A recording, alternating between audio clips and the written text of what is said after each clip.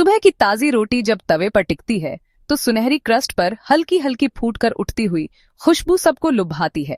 वहीं एक sizzling stake की सरफेस पर सियर बनने की आवाज ही बता देती है कि अंदर जूसी टेक्सचर कैसे लॉक हुआ है। इस गोल्डन क्रस्ट और रिच अरोमा के पीछे छिपा है एक रासायनिक फिनोमिनन जिसे हम मेलार्ड रिएक्शन के नाम से जानते हैं। सोचिए, एक सिंपल पोटैटो स्लाइस जब ओवन में बेक होती है तो उसका फ्लेवर कैसे ट्रांसफॉर्म होकर एकदम क्रिस्पी, नटी और कैरामेल लाइक बन जाता है। या फिर उस फ्रेशली ब्रूड कॉफी की सरफेस पर जो हल्की ब्राउन क्रीमा बनती है, वो फ्लेवर कंपाउंड्स का ही जादू है। ये सब एक ही प्रोसेस की देन है जो किचन के हर कॉर्नर में छुपा हुआ है। आज हम खुलासा करेंगे कि कैसे एमिनो एसिड्स और रिड्यूसिंग शुगर्स की ये केमिस्ट्री आपके चॉकलेट, मीट, ब्रेड और कॉफी को एक्स्ट्रॉर्डिनरी बनाती है। आप जानेंगे कि आइडियल टेम्परेचर क्या होता है, कौन से फैक्टर्स फ्लेवर प्रोफाइल पर असर डालते हैं और प्रैक्टिकल कुकिंग टिप्स से आप घर पर परफेक्ट ब्राउनिंग अचीव कर सकते हैं। इस वीडियो में हम सारे साइंटिफिक सीक्रेट्स खोलेंगे ताकि अगली बार जब आप किचन में जाएं तो ये मेलार्ड मैजिक आपके रोजमर्रा के डिशेस में भी टेस्ट और अरोमा लेकर आए। मेलार्ड रिएक्शन एक नॉन एंजाइमेटिक ब्राउनिंग प्रोसेस है जिसमें अमीनो एसिड्स और रिड्यूसिंग शुगर्स हीट की मौजूदगी में कॉम्प्लेक्स फ्लेवर मॉलिक्यूल्स में बदल जाते हैं। ये रिएक्शन 140 डिग्रीज सेल्सियस से 165 डिग्रीज सेल्सियस के बीच सबसे एक्टिव रहती है जब सरफेस मॉइस्चर कम हो और टेम्परेचर ऑप्टिमल हो जाता है। इसका नाम डिस्कवरर लुई कमिल मेयर के नाम पर रखा गया, जिन्होंने 1912 में अमीनो एसिड्स और शुगर्स के बीच इस रंग और सुगंध उत्पन्न करने वाली रिएक्शन का पहला अध्ययन किया था। इस रिएक्शन के दौरान इनिशियल स्टेज में शिफ बेस और अमादोरी रीअरेंजमेंट प्रोडक्ट्स बनते हैं, जो आगे जाकर hundreds of volatile flavour compounds जैसे पिराजीन्स, ऑल्डिहाइड्स और कीटोन्स में ट्रांसफॉर्म हो जाते हैं। इन मॉलिक्यूल्स की वजह से हम खाना क्रिस्पी, सेवरी, नटी और कॉम्प्लेक्स अरोमा वाला अनुभव करते हैं। मेलार्ड रिएक्शन को अक्सर कैरामेलाइजेशन से कंफ्यूज किया जाता है, लेकिन दोनों में क्लियर डिफरेंस है। कैरामेलाइजेशन में सिर्फ शुगर ही ब्रेक डाउन होता है, जबकि मेलार्ड रिएक्शन में प्रोटीन और शुगर की इंटरैक्शन होती है। कुकिंग के हर उस प्रोसेस में जहां सरफेस हीट अप्लाई होती है, मेलार्ड रिएक्शन काम करती है। रोस्टिंग, ग्रिलिंग, बेकिंग, फ्राइंग और दाजे ब्रूइंग में भी। चाहे आप पिज्जा क्रस्ट को परफेक्शन तक बेक कर रहे हों या एस्प्रेसो की क्रेमा बना रहे हों, मेलार्ड प्रोसेस ही वो साइंस है जो माउथफील और अरोमा को डिफाइन करता है। इसके अलावा फूड इंडस्ट्री में ये reaction texture control, shelf life enhancement और फ्लेवर कस्टमाइजेशन के लिए भी एक्सटेंसिवली यूज की जाती है। इस ओवरव्यू में हमने जाना कि मेलार्ड रिएक्शन क्यों एसेंशियल है और इसके कोर कंपोनेंट्स कौन कौन से हैं। आगे के सेक्शंस में हम डिटेल में जानेंगे कि कौन से फैक्टर्स रिएक्शन की रेट को एक्सेलरेट या स्लो डाउन करते हैं, कैसे मॉइस्चर और पीएच प्रोफाइल फ्लेवर आउटकम बदल देते हैं और रियल वर्ल्ड कुकिंग एग्जाम्पल्स में इसे कैसे ऑप्टिमाइज किया जा सकता है। 1912 में French physician Louis Camille mayor ने अमीनो एसिड्स और रिड्यूसिंग शुगर्स को एक साथ हीट करके जो ब्राउन कलरेशन देखा, उसे पहली बार साइंटिफिकली डॉक्यूमेंट किया। उन्होंने नोटिस किया कि केवल शुगर को हीट करने से अलग रिजल्ट आता है, जबकि प्रोटीन और शुगर की जॉइंट रिएक्शन में डिस्टिंक्ट फ्लेवर्स डेवलप होते हैं। इस इनिशियल ऑब्जर्वेशन को मेलार्ड रिएक्शन कहा गया और फूड केमिस्ट्री का एक नया फील्ड शुरू हुआ। 20वीं सदी की शुरुआत में मेलार्ड के बाद कई साइंटिस्ट्स ने इस प्रोसेस की डीपर इन्वेस्टिगेशन की। 1953 में जॉन ई हॉज ने एक डिटेल्ड रिएक्शन पैथवे प्रपोज किया, जिसे अब हॉज पैथवे के नाम से जाना जाता है। इस पैथवे ने अमादोरी रीअरेंजमेंट और बाद के फ्लेवर कंपाउंड फॉर्मेशन को स्ट्रक्चर्ड रूप में एक्सप्लेन किया। हॉज के मॉडल्स ने मेलार्ड केमिस्ट्री को और भी विस्तृत रूप से समझने में मदद की। 1960s to 70s में एडवांसमेंट्स इन क्रोमेटोग्राफी और मास स्पेक्ट्रोमेट्री टेक्निक्स के साथ साइंटिस्ट्स ने hundreds of individual flavour compounds को आइसोलेट और आइडेंटिफाई किया। रिसर्च ने यह साबित किया कि रोस्ट कॉफी के नटी नोट्स, ग्रिल्ड मीट की स्मोकीनेस और बेक्ड ब्रेड की क्रस्टी स्वीटनेस, ये सब अलग अलग फ्लेवर प्रिकर्सर से आते हैं।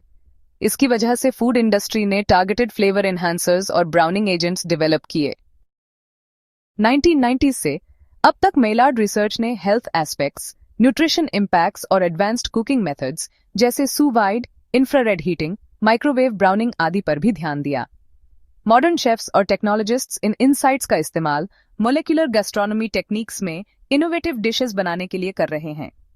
इस इतिहास यात्रा ने हमें मेलार्ड रिएक्शन को समझने और परफेक्ट कुलिनरी रिजल्ट्स पाने के लिए साइंटिफिक फ्रेमवर्क प्रदान किया है। मेलार्ड रिएक्शन की गति और इंटेंसिटी 4 मुख्य तत्वों पर निर्भर करती है: टेम्परेचर, मॉइस्चर, पीएच और रिएक्टेंट कॉन्सेंट्रेशन। इन फैक्टर्स को समझकर आप अपने डिशेस में कंसिस्टेंट और प्रेडिक्टेबल ब्राउनिंग हासिल कर सकते हैं। 1. जब सरफेस टेम्परेचर 140 डिग्रीज सेल्सियस से 165 डिग्रीज सेल्सियस के बीच होती है, तब मेलार्ड रिएक्शन सबसे तेज होती है। इससे ऊपर के टेम्परेचर्स पर रिएक्शन बहुत जल्दी हो सकती है, लेकिन बर्न्ट नोट्स भी डेवलप हो सकते हैं। नीचे के टेम्परेचर्स पर रंग बदलने में समय लगता है और पूरा रिएक्शन भी स्लो हो जाता है। 1. सरफेस मॉइस्चर जितनी कम होगी, रिएक्शन उतनी ही तेज होगी। वाटर का बॉइलिंग पॉइंट 100 डिग्रीज सेल्सियस होता है, तो जब तक सरफेस पर वाटर हो, टेम्परेचर 100 डिग्रीज सेल्सियस से ऊपर नहीं बढ़ सकता। इसलिए कुकिंग से पहले प्रोटीन या वेजिटेबल सरफेसेस को अच्छी तरह से ड्राई करना जरूरी है। 1. मेलार्ड रिएक्शन अल्कलाइन कंडीशंस में तेजी से चलती है। pH 8-9 के आसपास मेलार्ड प्रोडक्ट्स जल्दी बनते हैं और कलर भी गहरा होता है। इसीलिए कुछ रेसिपीज में थोड़ी सी बेकिंग सोडा मिलाकर सरफेस का pH बढ़ाया जाता है ताकि ब्राउनिंग फास्टर और इंटेंस हो। 1. अमीनो एसिड्स और रिड्यूसिंग शुगर्स की मात्रा रिएक्शन की रेट और फ्लेवर प्रोफाइल दोनों को प्रभावित करती है। हाई शुगर कंटेंट डिशेस जैसे ग्लेज्ड कैरेट्स में कैरामेलाइजेशन भी पैरेलल होती है, लेकिन बैलेंस्ड शुगर प्रोटीन रेशियो से सबसे कॉम्प्लेक्स सेवरी फ्लेवर्स बनते हैं। इन चारों फैक्टर्स के इंटरप्ले को समझकर आप किसी भी फूड मैट्रिक्स में ब्राउनिंग को कस्टमाइज कर सकते हैं। टेम्परेचर मैनेजमेंट मेलार्ड रिएक्शन का सबसे क्रिटिकल एस्पेक्ट है। यहां कुछ प्रैक्टिकल गाइडलाइंस हैं। प्रीहीट पैन या ओवन। हमेशा उस पैन या ओवन को फुली प्रीहीट करें जिस पर आप कुक करने वाले हैं।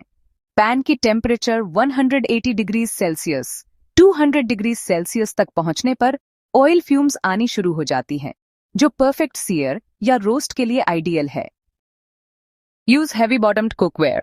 थिक कास्ट आयरन स्किलेट या stainless steel pan temperature fluctuation को मिनिमाइज करते हैं और सरफेस टेम्परेचर को स्टेडी रखते हैं। High heat initial sear. Steak, chicken या फिश जैसी प्रोटीन्स को पहले हाई हीट पर 1-2 मिनट के लिए सीयर करें, फिर मीडियम हीट पर फिनिश करें। इससे बाहर का क्रस्ट क्रिस्पी और अंदर जूसी रहेगा। Oven roasting temperature. वेजिटेबल्स जैसे पोटैटो वेजेस या ब्रसेल्स स्प्राउट्स के लिए ओवन को 200 डिग्री सेल्सियस 220 डिग्री सेल्सियस पर प्रीहीट करें। इससे सरफेस जल्दी ब्राउन होगी और अंदर का टेक्सचर टेंडर रहेगा। इन टेम्परेचर स्ट्रैटेजीज पर ध्यान देकर आप हर बार कंसिस्टेंट ब्राउनिंग अचीव कर सकते हैं। सरफेस मॉइस्चर को कंट्रोल करना उतना ही जरूरी है जितना टेम्परेचर। मॉइस्चर मैनेजमेंट के लिए पैड ड्राई। मीट या वेजिटेबल्स को कुक करने से पहले किचन टॉवल से अच्छी तरह से ड्राई करें। एक्सेस मॉइस्चर पैन के टेम्परेचर को ड्रॉप कर देती है। Salt as desiccant. वेजिटेबल्स के सरफेस पर हल्का सा सॉल्ट स्प्रिंकल करने से वाटर ऑस्मोटिकली ड्रॉ हो जाएगा और सरफेस ड्राइंग में मदद मिलेगी। Room temperature resting. मीट को कुक करने से पहले 20-30 मिनट के लिए रूम टेम्परेचर पर रहने दें, ताकि सरफेस पर वाटर माइग्रेट करके एक्सटीरियर से अंदर चले जाए। इससे सरफेस जल्दी क्रिस्प होता है। स्प्रिट्स मेथड फॉर बेकिंग। ब्रेड या पास्ट्री में इनिशियल क्रस्ट फॉर्मेशन के लिए ओवन में थोड़ी सी वाटर स्प्रिट्स करें। इससे स्टीम पैदा होगी, लेकिन बाद में सरफेस ड्राई रहेगी और मेलार्ड रिएक्शन अच्छे से चलेगी। मॉइस्चर कंट्रोल से आप सुनिश्चित कर सकते हैं कि सरफेस जल्दी 100 डिग्री सेल्सियस से ऊपर पहुंचे और ब्राउनिंग शुरू हो जाए। मेलार्ड रिएक्शन अल्कलाइन कंडीशंस में तेज होती है। पीएच कंट्रोल के लिए techniques. Baking soda marinade. Thinly sliced potatoes, egg plant या मशरूम्स में 1/8 टीस्पून बेकिंग सोडा पर 100 ग्राम्स मटेरियल मिलाकर 15-20 मिनट के लिए रेस्ट करें। इससे सरफेस का पीएच बढ़ता है और फास्टर ब्राउनिंग होता है। बटर मिल्क या योगर्ट मैरिनेशन। मीट मैरिनेशन में लो पीएच एसिडिक से प्रोटीन्स टेंडर होते हैं, लेकिन मेलर्ड रिएक्शन थोड़ी स्लो होती है।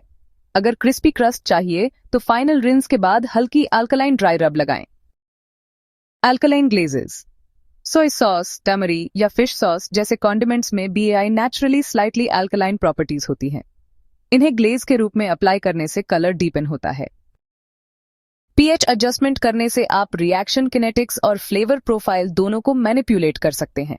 Practical cooking tips, reactant concentration, amino acids और रिड्यूसिंग शुगर्स की उपलब्धता से फाइनल फ्लेवर और कलर तय होता है। शुगर स्प्रिंकल्स, रूट वेजिटेबल्स या पेनियर क्यूब्स पर हल्का सा ब्राउन शुगर स्प्रिंकल करें ताकि सरफेस कैरामेल नोट्स और मेलार्ड फ्लेवर दोनों डेवलप हों। प्रोटीन रब, चिकन विंग्स, पॉर्क बेली या टोफू स्लाइसेस पर सीजन्ड ड्राई रब लगाएं जिसमें पाउडर्ड मिल्क सॉलिड्स या सोय प्रोटीन हो। इससे प्रोटीन कॉन्सेंट्रेशन बढ़ता है और क्रस्ट अधिक कॉम्प्लेक्स फ्लेवर देता है। प्री कुक कैरामेलाइजेशन, ऑनियन, गार्लिक या जिंजर को पहले थोड़ा कैरामेलाइज कर लें और फिर डिशेस में ऐड करें।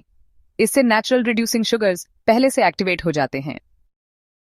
रिएक्टेंट कॉन्सेंट्रेशन एडजस्ट करके आप फ्लेवर बैलेंस, स्वीटनेस और सेवरी नोट्स को फाइन ट्यून कर सकते हैं। Real world example 1, perfect steak sear. इस एग्जाम्पल में हम एक 2 इंच थिक रिबाई स्टेक को परफेक्ट मेलार्ड क्रस्ट देने की स्टेप बाय स्टेप विधि देखेंगे। 1. Preparation 2, pan selection and heating 3, searing 4, finishing touch 5, resting. इस प्रोसेस से आपको बाहर से गोल्डन ब्राउन क्रस्ट और अंदर से जूसी फ्लेवरफुल स्टेक मिलेगा। पोटैटो वेजेस में मेलर्ड रिएक्शन से परफेक्ट क्रंच और नटी फ्लेवर लाने के steps. 1. Cutting and soaking 2, parboil and dry 3, pH treatment 4, seasoning and oil 5, roasting 6, final crisp। In steps से वेजेस का हर हिस्सा गोल्डन ब्राउन, क्रिस्पी और स्वीट सेवरी हो जाएगा। नीचे एक concise step by step guide है जो किसी भी फूड आइटम में मेलर्ड रिएक्शन ऑप्टिमाइज करने के लिए फॉलो किया जा सकता है। 1. Select proper reactants 2, surface preparation 3, control temperature ramp 4, monitor moisture evaporation 5-1, flavor development 6, timing and color control 7, resting and stabilization। इस गाइड को किसी भी culinary एप्लीकेशन में अप्लाई करके आप इन्फॉर्म्ड डिसीजंस ले सकते हैं और कंसिस्टेंट रिजल्ट्स पाएंगे। तो अब जब भी आप किचन में जाएं और वो पहली सिजलिंग साउंड सुने या तवे पर ब्रेड की सुनहरी परत बनते देखें, तो याद रखिए, आप सिर्फ खाना नहीं बना रहे, आप एक केमिकल सिम्फनी ऑर्केस्ट्रेट कर रहे हैं। मेलार्ड रिएक्शन कोई ऑर्डिनरी प्रोसेस नहीं है। ये वो इनविजिबल आर्टिस्ट है जो आपके डिशेस को फ्लेवर, टेक्सचर और अरोमा की डेप्थ देता है। चाहे आप एक होम कुक हों या एस्पायरिंग शेफ, इस रिएक्शन को समझना आपके culinary गेम को नेक्स्ट लेवल पर ले जा सकता है। अब आप जान चुके हैं कि कैसे टेम्परेचर, मॉइस्चर, pH और रिएक्टेंट्स मिलकर वो मैजिक क्रिएट करते हैं जिसे हम टेस्ट और स्मेल में महसूस करते हैं। अगर आपको ये वीडियो पसंद आया हो तो लाइक जरूर करें। कमेंट में बताइए कि आपको कौन सा एग्जाम्पल सबसे ज्यादा यूजफुल लगा और मिस फूड टेक्नोलॉजिस्ट चैनल को सब्सक्राइब करना मत भूलिए ताकि ऐसे ही AOR साइंटिफिक culinary जर्नीज आपके लिए लाते रहें। नेक्स्ट टाइम जब आप स्टेक सीयर करें, पोटैटोज रोस्ट करें या कॉफी ब्रू करें, आप जानेंगे कि आप सिर्फ खाना नहीं बना रहे, आप साइंस को टेस्ट में बदल रहे हैं। मिलते हैं नेक्स्ट वीडियो में एक नए फ्लेवर के साथ। Till then, keep cooking, keep experimenting, and let the Maillard magic unfold in every bite.